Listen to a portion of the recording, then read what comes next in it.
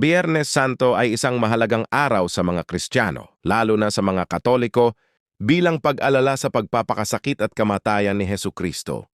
Narito ang ilang mga bagay na dapat iwasan sa Biyernes Santo. So, hindi pagkain ng karne. Sa Biyernes Santo, maraming mga Katoliko ang hindi kumakain ng karne bilang isang paraan ng pag-aayuno at pagpenitensya. 2. Hindi pagdiriwang ng mga kasiyahan. Ang Biyernes Santo ay isang araw ng pagdadalamhati at pag-aayuno, kaya't hindi karaniwang ipinagdiriwang ang mga kasiyahan o mga pagdiriwang. Tao, pagsisimba at pagdarasal. Maraming mga Katoliko ang dumadalo sa mga misa at nagdarasal sa Biyernes Santo bilang isang paraan ng pag-alala sa pagpapakasakit ni Jesus. Factor pagtulong sa mga nangangailangan.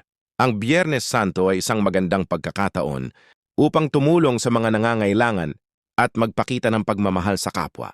Sa pangkalahatan, ang Biyernes Santo ay isang araw ng pagdadalamhati, pag-aayuno at pagdarasal para sa mga Kristiyano.